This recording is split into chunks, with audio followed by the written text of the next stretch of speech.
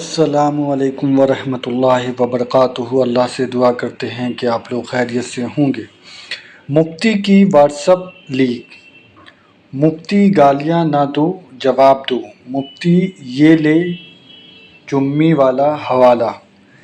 تو اس ویڈیو میں مفتی واحد قریشی جو ہے ان کی کچھ ویڈیو لیک کا معاملہ آیا ہے، اور انہوں نے جو وہ بولا ہے اس ویڈیو میں وہ آپ کو سننے کو ملے گا کہ کس طریقے کا انہوں نے معاملہ جو ہے سامنے رکھا، نہیں بلکہ وہ ویڈیو لیک ہوا ہے۔ اور وہ جب ویڈیو لیک ہوا تو اس پر جو ہے علی مرزا نے کچھ بیان دیا ہے جب ان کو پتہ چلا اس بارے میں، اور اس کا جواب کیا ہے وہ آپ کو اس ویڈیو میں سن کر پتہ چلے گا۔ اور ہم سب یہی کہتے رہتے ہیں ہمیشہ کہ اللہ ہم سب کو ہدایت کا راستہ دکھائے، اور میں بھی کوئی بھی ویڈیو اگر بناتا ہوں تو میرے ویڈیو سے زیادہ ضروری ہے کہ آپ جو ہے اللہ اور اللہ کے رسول کے بتائے ہوئے راستے پہ چلیے، اور قرآن اور حدیث کی روشنی میں بتائے ہوئے راستے پہ چلیے، نہ کہ کوئی علماء یا مفتی اگر غلط بول رہے ہیں تو اس کی پہلے تحقیق کر لیں، اور چاہے وہ کوئی بھی ہوں، چاہے وہ انجینئر علی مرزا ہوں، چاہے مفتی واحد قریشی ہوں، الیاس قادری ہوں، جو بھی ہوں، سب کے بارے میں جب آپ کو کچھ پتہ چلے یا کچھ وہ بتائیں تو اس کے لیے سب سے ضروری ہے کہ قرآن اور حدیث کی روشنی میں ہونا چاہیے، اور اس کی اچھی طریقے سے تحقیق کر کے ہی اس پر عمل کریں۔ اور اللہ ہم سب کو ہدایت کا راستہ دکھائے، اور جو بھی جانے انجانے میں غلطی ہو اللہ معاف فرمائے، آمین ثم آمین۔ بیٹا انہیں کہو زیادہ بک بک کرنے کی ضرورت نہیں ہے، بات کرنی ہے تو امام حنیفہ سے ثابت کرو۔ حناف میں بھی تمہاری طرح کوئی دو نمبر ہوں گے نا، کسی نے چھاپی ہے، کسی نے کمایا، کسی نے نہیں کمایا، کیا کیا ہے کیا نہیں کیا، وہ جانو اور تم جانو۔ ہم سے بات کرنی ہے، ہمارے امام کا نام لینا تو ہمارے امام کی کتاب دکھاؤ، اللہ اللہ اور خیر صلی اللہ۔ اگر ہمارے امام کی ڈائریکٹ کتاب نہیں ہے یا اس کے شاگرد کی نہیں ہے تو پھر اپنے ابا کو اپنے جیب میں رکھو۔ تو آپ یہی بات ہے نا اگل دیں اپنی ویڈیو میں، تو انشاءاللہ تعالیٰ آپ کو آپ کے علماء دیوبند اس بات کا جواب دیں گے کتاب ثابت ہے یا نہیں۔ اور سر جی یہ تو چھوٹی بات ہے، اس سے آپ آگے جائیں، ملا علی قاری کے فتاویٰ موجود ہیں، بدر الدین عینی انفی کے فتاویٰ موجود ہیں، کس کس سے آپ جان چھڑائیں گے مفتی صاحب؟ آپ سب کو کہیں گے کہ یہ چیزیں بنی ہوئی ہیں، اینڈ آپ نے دو نمبر باتیں کی ہیں، تو میرے بھائی یہ کوئی علمی بات نہیں ہے، یہ اپنے عوام کو کوئی اور کہانی کروانی ہے اور دوسروں کے سامنے کوئی اور رویہ رکھنا ہے۔ تو اب عوام لکھ پڑھ چکی ہے مفتی صاحب، اس کا یہ کہانی آپ کیا نہیں چلے گی۔ آپ یہ نہیں جو جملہ بیان کیا کہ یہ کتاب ثابت نہیں، یہ دو نمبر ہے، تو یہی آپ کیمرے میں یہ بات اگل دیں تو ہم کہیں گے چلیں ٹھیک ہے آپ مفتی صاحب آپ ٹھیک ہیں، ہم اس سے رجوع کرتے ہیں، ٹھیک ہے مفتی صاحب۔ بک بک کرتے ہیں چوہے کے اور بلی کی طرح بھیگی بلی بن کے اندر جاتا ہے، یہ دیکھو باہر نکل، شرم نہیں آتی ان بے غیرت انسانوں کو، بے حیا کو۔ اس مرزے کو بل میں چھپا کے بٹھایا ہوا ہے، اس میں غیرت نام کی کوئی چیز ہے تو وہ آئے نا علماء حق کے سامنے۔ اب اس موقع کے اوپر میں 3 حنفی علماء کہ جو عقائد اور نظریات ہیں اس حوالے سے، حضرت معاویہ رضی اللہ تعالیٰ کے حوالے سے وہ بیان کروں گا، اور پھر یہ مفتی عبد الواحد قریشی صاحب اور ان کے سارے بڑے اور چھوٹوں کی ذمہ داری ہے کہ ان کے اوپر بھی رافضیت کا فتویٰ لگائے، اور یہ میں نے اپنے کربلا والے ریسرچ پیپر میں ڈالی ہوئی ہیں چیزیں۔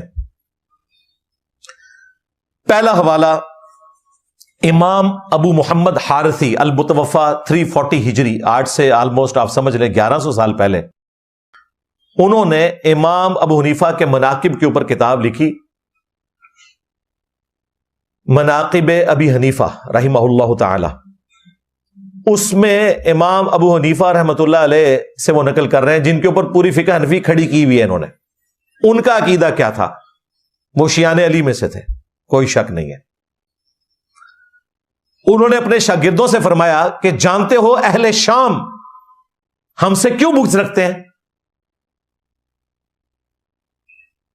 تو شاگردوں نے کہا کہ آپ بیان کریں کہ کیوں بغض رکھتے ہیں؟ انہوں نے کہا اس لیے کہ ہمارا یہ عقیدہ ہے کہ ہم اگر حضرت علی رضی اللہ تعالیٰ عنہ کے زمانے میں ہوتے تو حضرت علی کے ساتھ مل کر اہل شام حضرت معاویہ رضی اللہ تعالیٰ عنہ اور ان کی جماعت کے خلاف جنگ لڑتے۔ وہی بات جو میں نے کی تھی نا، جو کہتے میں تلوار چک لینا، یہ کہتے ہیں ہم تو نہ اٹھاتے، ظاہر ہے تو سیدھے خارجی ہونا سی، خلیفہ راشد کا ساتھ نہیں دینا تھا۔ امام حنیفہ کہہ رہے ہیں میں اس زمانے میں ہوں تو میں اہل شام کے خلاف اور حضرت معاویہ کا ذکر کیا، ان کے خلاف تلوار اٹھاؤں حضرت علی کی حمایت میں. اس وجہ سے شامی ہم سے بغض رکھتے ہیں کہ یہ تو حضرت علی کا چاہنے والا ہے. اچھا اب یہ پرنٹ کر رہے تھے, اس کی حرام کی کمائیاں کھا رہے تھے. جیسے ہی میں نے یہ حوالہ نکالا نا, ہمارے ایک اسٹوڈنٹ نے اپنے طور پر, مجھے نہیں اس نے بتایا کیونکہ وہ پہلے کٹر دیوبندی تھا, عمار بن یاسر کے نام سے ان کا چینل بھی چلتا ہے, آپ اس پہ بھی دیکھ سکتے ہیں. انہوں نے وہ آڈیو ریکارڈنگ چڑھائی ہوئی ہے, واٹس ایپ جو میسجنگ ہوئی ہے مفتی عبدالواحد قریشی صاحب کے ساتھ 1.5-2 سال پہلے. اس نے کہا کہ مفتی صاحب آپ امام حنیفہ اور امام ابو محمد حارثی پہ فتویٰ کیوں نہیں لگاتے؟ یہی بات تو انہوں نے بھی کی ہوئی ہے. تو یہ کہتا ہے ثابت نہیں ہے. ان کا کتاب ہے, آپ لوگوں نے پرنٹ کی ہوئی ہے. تو اگر آپ سچے ہیں تو اس کتاب پرنٹ کرنے والے, اس کی کمائی کھانے والے کے اوپر بھی فتویٰ دیں. اس کے بعد پھر مفتی صاحب نے گالیاں نکالنی شروع کر دی. جواب ہی کوئی نہیں.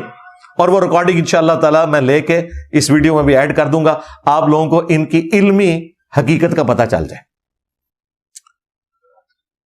پہلا حوالہ ہو گیا امام حنیفہ سے. دوسرا ریفرنس علامہ بدر الدین عینی المتوفا 855 ہجری, جو بڑے حنفی علماء میں سے ہیں جنہوں نے صحیح بخاری کی شرح لکھی عمدۃ القاری.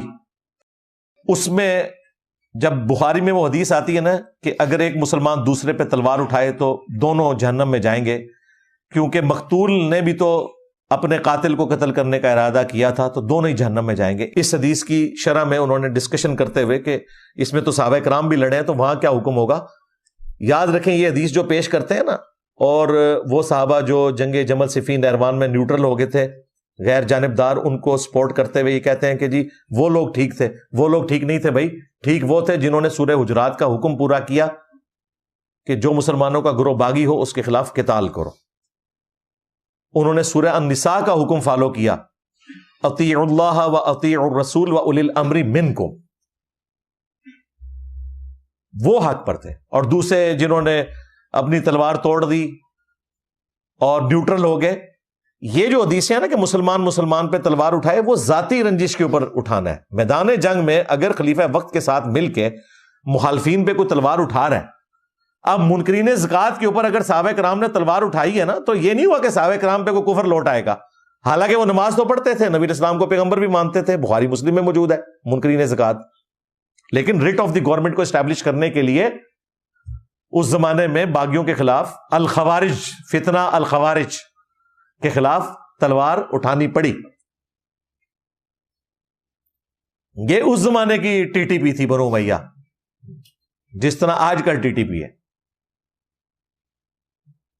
تو اس حدیث کی شرح میں بدر الدین عینی جو کچھ لکھتے ہیں, میں ورڈ بائی ورڈ پڑھ رہا ہوں, اور پھر مفتی عبدالواحد قریشی صاحب کا میں فتویٰ چاہوں گا. عربی اردو دونوں ہم لگا دیں گے.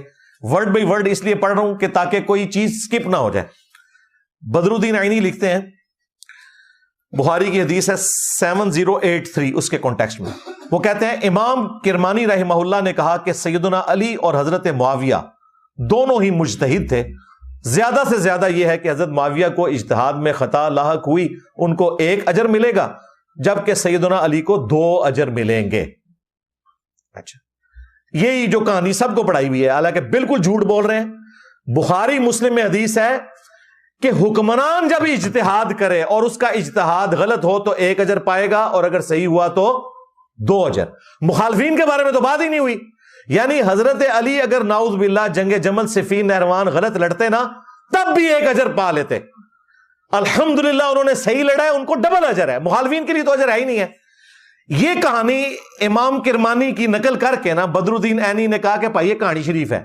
انہوں نے کہا میں کہتا ہوں کہ حضرت معاویہ کی خطا کو اجتہادی خطا کیسے کہہ دیا جائے, اور ان کے اجتہاد پر کیا دلیل ہے, حالانکہ ان کو یہ حدیث جو بخاری مسلم میں موجود ہے پہنچ چکی تھی کہ نبی علیہ السلام نے فرمایا افسوس اے عمار ابن سمیہ, تجھے ایک باغی جماعت قتل کرے گی. اور ابن سمیہ عمار ابن یاسر ہے, اور ان کو حضرت معاویہ کے گروہ نے جنگ صفین میں قتل کیا. کہتے خوارج نے قتل کرتا, اور تھوڑے ابے لکھ کے گئے نے. یہ بھی مولوی کہتے ہیں نہیں, انہی نے سب کہتے ہیں ہمارے ابے, تو ابے ہی ہے نا, بڑے ہیں نا یار. علمی طور پہ ابا کہہ رہا ہوں, والد نہیں کہہ رہا. آپ لوگوں نے ہمیں پڑھایا تھا نا کہ استاد جو ہوتا ہے وہ روحانی باپ ہوتا ہے. یہ تو تمہارے امام ہے. کیا حضرت معاویہ اس پر راضی نہیں کہ ان کو برابر چھوڑ دیا جائے، چہ جائے کہ انہیں خلیفہ برحق سیدنا علی کے خلاف بغاوت پر ایک اجر بھی ملے؟ بدر الدین عینی کہہ رہے کہ ایک اجر کی بات کر رہے ہو، دعا کرو کہ حضرت معاویہ چھوٹ جائیں قیامت والے دن کہ انہوں نے خلیفہ برحق کی مخالفت کی ہے۔ یہ جناب بدر الدین عینی امام ابو حنیفہ رحمۃ اللہ علیہ کے بعد اگر 5 ٹاپ کے کوئی حنفی امام ہے نا، ان میں یہ بندہ ایک ہے۔ اب میں دیکھتا ہوں کہ اس کو یہ رافضی کہتے ہیں کہ نہیں۔ انہوں نے کہا فراڈ ہے سارا اجتہادی خطا۔ اور اب آ رہا ہے اگلا جو حوالہ، وہ ہے ملا علی قاری المتوفا 1014 ہجری۔ یہ اپنی مشہوری کے اعتبار سے امام حنیفہ کے بعد سب سے زیادہ کوئی مشہور بندہ ہے نا حنفیوں کے اماموں میں، تو ملا علی قاری ہے، کیونکہ انہوں نے مشکات کی شرح لکھی تھی فقہ حنفی کو صحیح ثابت کرنے کے لیے۔ مشکات تو ساری کی ساری آپ کو پتہ ہے احادیث ہیں، اور احادیث فقہ حنفی کے خلاف ہے، تو انہوں نے مشکات کی شرح لکھی، مرقاق کے نام سے پوری دنیا میں پڑھائی جاتی ہے۔ اب مشکات میں بھی یہ حدیث آتی ہے کہ مار کو ایک باغی جماعت قتل کرے گی، تو کتوں یہ حدیث تو رسن گے، بخاری مسلم کے حوالے سے نقل کی 5878 مشکات میں۔ ملا علی قاری نے اس کی شرح بیان کی، یہ اردو میں بھی آ چکی ہے، دیوبندیوں نے خود پرنٹ کی ہے، ہم وہ بھی لگا دیں گے ورڈ بائی ورڈ۔ ذرا ملا علی قاری کا عقیدہ سنیں، میری درجنوں ویڈیو ایک پلڑے میں ہے، اور ملا علی قاری نے جو جو الفاظ استعمال کیے ہیں حضرت معاویہ رضی اللہ تعالیٰ کے حوالے سے، جو 100% ٹھیک ہیں، وہ ایک پلڑے میں۔ لیکن یہ کبھی ملا علی قاری کو رافضی نہیں کہیں گے، کیونکہ پوری حنفیت فارغ ہو جائے گی۔ ذرا الفاظ سنیں۔ میں کہتا ہوں کہ جب حضرت معاویہ پر واجب تھا کہ وہ اپنی بغاوت سے رجوع کر کے خلیفہ برحق سیدنا علی کی اطاعت کی طرف آ جاتے، ان کی مخالفت چھوڑ دیتے اور خلافت منفیہ کی طلب ترک کر دیتے۔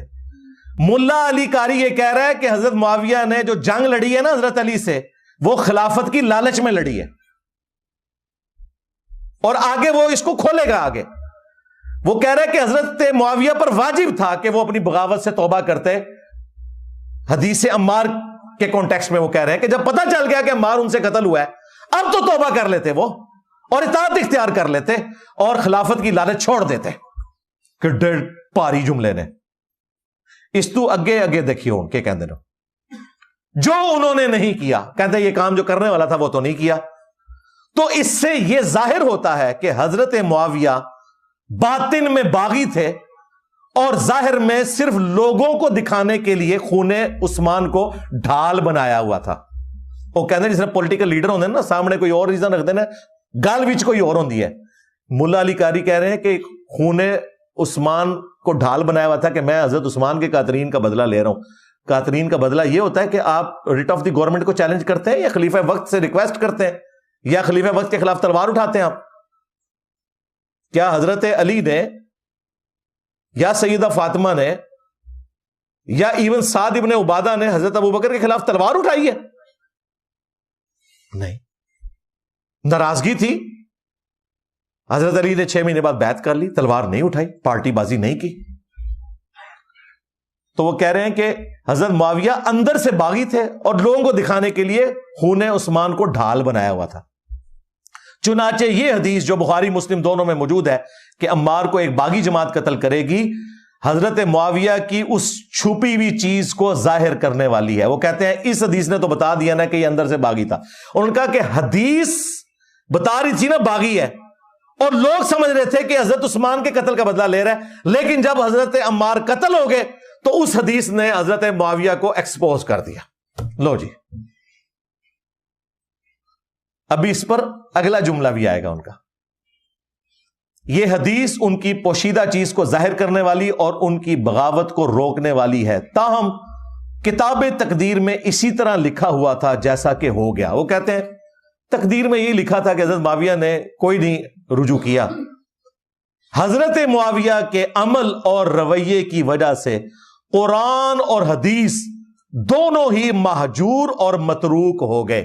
انہوں نے کہا قرآن اور حدیث کو پسے پش ڈال دیا اور ترک کر دیا حضرت معاویہ کے اس عمل نے کہ ان کو قتل مار کے بعد تو توبہ کر لینی چاہیے تھی۔ یہ مہجور وہی لفظ ہے، وقال الرسول یا رب ان قوم اتخذوا هذا القرآن مہجورا۔ مولا علی قاری کا کہہ رہے ہیں کہ حضرت معاویہ نے قتل عمار کے بعد بھی اپنی اسی ضد پر رہتے ہوئے قرآن اور حدیث کو پسے پش ڈال دیا. ایڈے فتوے ذرا سن دے جاؤ. ان پر واجب تھا کہ بغاوت سے توبہ کرتے، حضرت علی کی اطاعت کرتے، حضرت علی کی مخالفت چھوڑ دیتے، خلافت کی لالچ جو ان کے دل میں تھی اسے ترک کر دیتے. حضرت معاویہ باطن میں باغی تھے، ظاہر میں حضرت عثمان کے خون کو ڈھال بنائے ہوئے تھے. قتل عمار والی حدیث ان کی پوشیدہ چیز کو ظاہر کرنے والی ہے، ان کی بغاوت کو روکنے والی ہے. بہرحال تقدیر میں یہ لکھا ہوا تھا، لیکن حضرت معاویہ کے عمل اور رویے کی وجہ سے قرآن و حدیث دونوں ہی مہجور ہو گئے. 10 شیواں لکھی ہیں جی، میں گنواتی ہیں جی 10 گلاں. اور مولا علی قاری کون ہے؟ اہل سنت کا امام. مفتی عبد الواحد قریشی، تیرے زندہ مردہ اور قیامت تک آنے والے سارے بزرگ، اگر قیامت تک تھوڑا فرقہ بچ گیا، مولا علی قاری کی ان 10 باتوں کا جواب دو. اینڈ پہ جا کے پتا کیا مولا علی قاری نے کیا؟ لیکن ہمیں چاہیے کہ اپنی زبان بند رکھے. ہائے میں صدقے جاواں چمی مولا علی قاری سے. یعنی انہوں نے کہا کہ یہ ساری باتیں کر کے بھی زبان بند رہنی چاہیے، بس اتنی باتیں کرنی چاہیے. سرکار میں اتنی باتیں کرتا ہوں، اس سے کم ہی کرتا ہوں.